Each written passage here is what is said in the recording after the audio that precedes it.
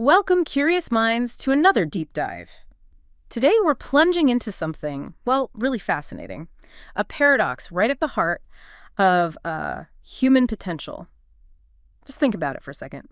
Every single thing humans create, music, buildings, even just talking, it all started as improvisation, didn't it? Absolutely. That first spontaneous hum, that first gesture, it wasn't scripted. Exactly. It was intuitive, an instinctive response. But here's the twist, and it's a big one. Despite how fundamental it is, improvisation often gets, well, sidelined, dismissed even. Especially in modern movement training, rehab, sports. It's often seen as just messing around unstructured play. Right, like it's not serious work, a kind of blind spot in how we chase peak performance or try to recover from injury. So today, our mission is to figure out why. Why has this core human skill been pushed aside? What's the science actually telling us about its power? And why embracing it could be key, not just for performance or staying injury-free, but maybe for finding the joy in moving again. We're drawing heavily from the unscripted movement, improvisation's role in human potential. It really unpacks how improv isn't chaos, but this sophisticated dance between having some rules and having freedom. A dance. I like that. Okay, let's try and unravel this whole contradiction. It's such a critical point the book brings up. We've gotten incredibly good at biomechanics, exercise prescription, all that. But in doing that, we've somehow drifted away from this basic human thing, the ability to improvise. Yeah. Which is, how we originally learned to move and adapt in a world that's totally unpredictable. That's it, exactly. And to get that disconnect, we kind of need to look at the typical training world first, right? What does it usually look like? Yeah. Step into almost any gym or training facility today, and you'll see what the authors call the prescription paradigm everywhere. The prescription paradigm. It's this deep belief that the best movement comes from following set patterns, specific exercises, standard protocols. You see athletes doing the exact same drills. Over and over. Sets, reps. Following the script. Huge emphasis on compliance, consistency, control. It's a very structured play, you could say. Clear instructions, measurable results. And what's really interesting, maybe even a bit worrying, is how this laser focus on control might actually be, holding us back, limiting potential, not unleashing it. How so? Well, it ties into our obsession with measuring everything. Think about training logs, heart rate monitors, power meters. Yeah, everything's tracked. Everything that can be easily tracked gets tracked and valued. Which leads to this measurable movement trap that the book talks about. Tracking progress is useful, obviously, but this obsession creates a bias, doesn't it? Totally. We end up prioritizing what we can easily put a number on. And ignoring the crucial stuff that's harder to measure, like adaptability, creativity, responding intuitively. Yeah. Actual movement intelligence. That stuff doesn't fit on a spreadsheet. Exactly. And you see this ripple out beyond just elite sports. Look at how movement is often taught academically. It's very teacher-led, fixed outcomes. Right. Very different from how kids explore movement naturally, isn't it? Open-ended, figuring things out. Worlds apart. There's this underlying anxiety almost about unproductive time. Even though we know that too much structure can actually hinder a kid's ability to pursue goals on their own. In adult training, especially at high levels, the scale has tipped so far towards structure. There's often zero room left for just exploring or improvising movement. So we might be accidentally shutting down a really vital human ability almost from the start. Okay, but here's where, for me, it gets really cool. The stuff about the brain.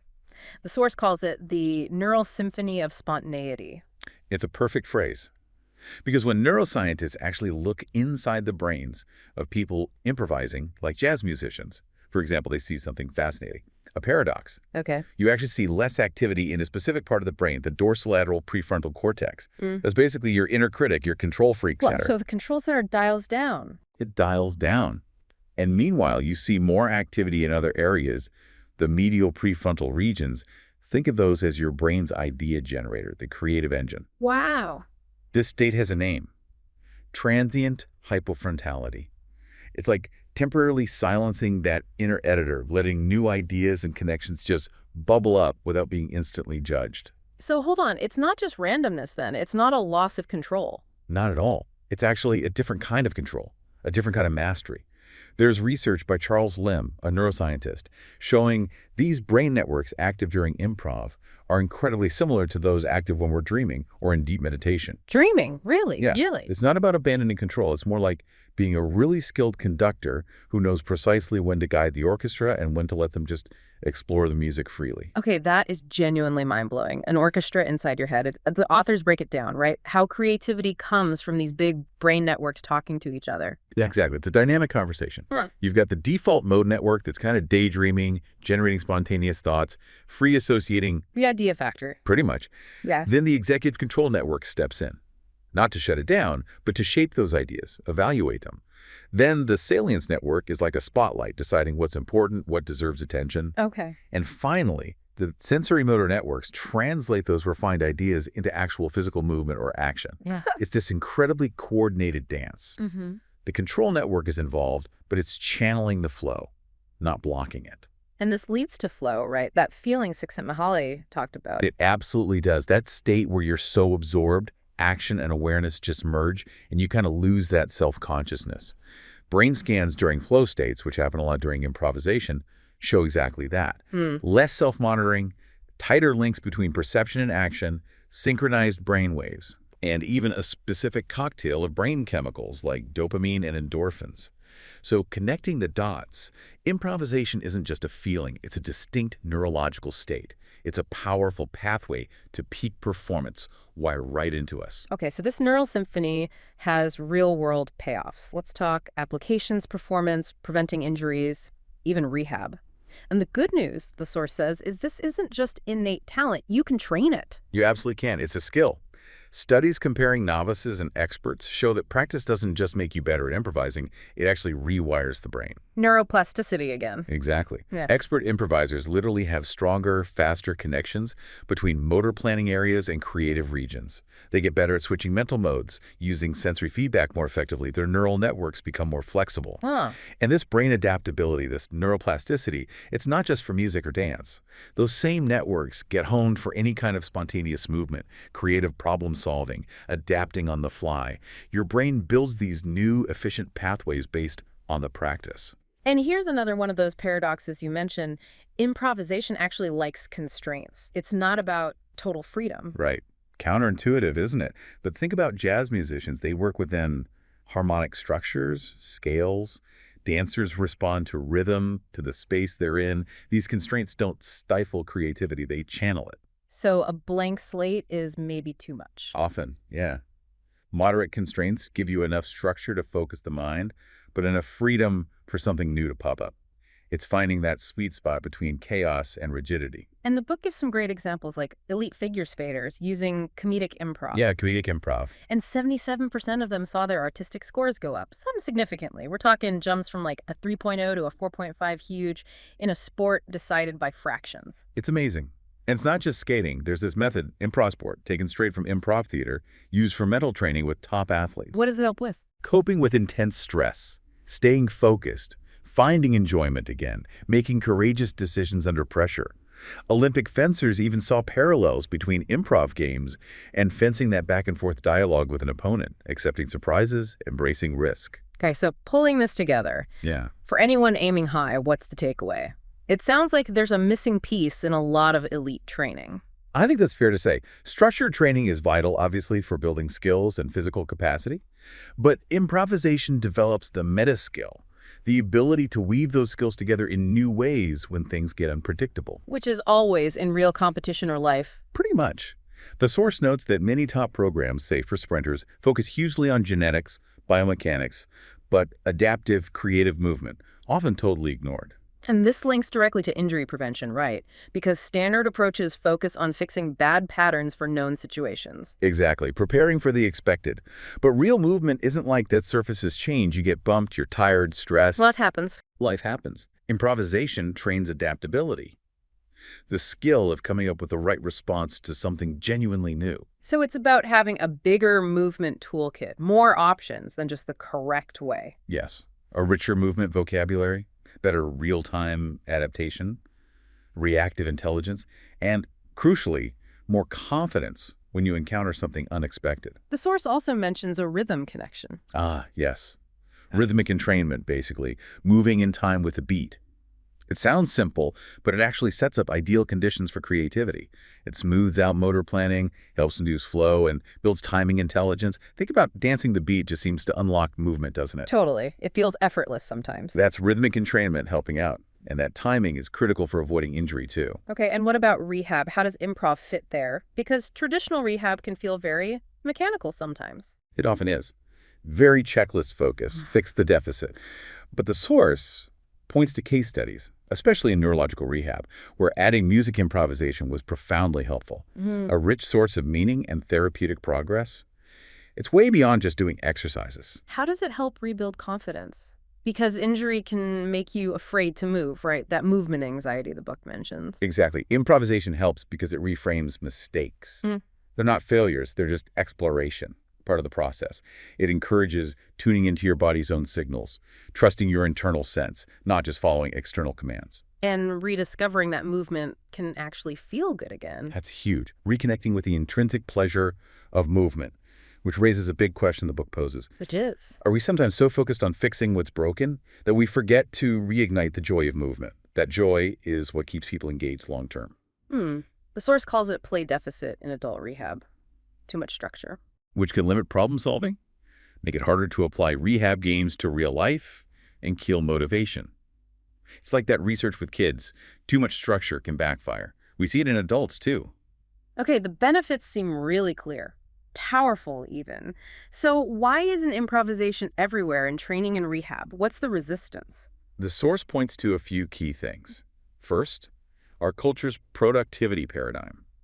We tend to value only what clearly measurably moves us towards a known goal. Unstructured exploration looks like wasting time. If you can't measure it easily, it doesn't count. Pretty much. Then there's the expertise trap. This idea that optimal progress always needs an expert directing every single step. Which can lead to people feeling helpless without guidance. Exactly. Learned helplessness. Or professionals becoming risk-averse, feeling they have to control everything. And again, that measurement bias, prioritizing the easy numbers over complex skills like adaptability. And just the practical side, time pressure. Improv looks inefficient if you've only got a short season or a limited number of rehab sessions. Right? It feels like a detour when you could be doing targeted drills. Yeah. But that's short-term thinking. It misses the huge long-term payoff of building adaptive capacity that serves you for life. So if we want to bring it in, how do we do it smartly? The source talks about creating safe containers, environments where people feel physically and psychologically safe to explore with our judgment, clear boundaries maybe, suitable surfaces, but mostly an atmosphere that encourages exploration. Not just telling people go improvise. Definitely not. Using constraint-based protocols. Give people specific, manageable limitations to spark creativity, not overwhelm them. Like the examples you gave earlier, time limits, space limits. Yeah, or relational things like mirror your partner or moving to a specific rhythm. These constraints actually guide the improvisation, make it productive. And how do you track progress if it's not just sets and reps? Assessment changes. You look for different things. Movement variability, how many different solutions can they find? Adaptation speed, how quickly do they adjust to a new constraint? Creative problem solving, even things like risk tolerance, and how easily they access that flow state. Got it. And it's not throwing out the structured stuff, right? Absolutely not. It's a both-and approach. You need both.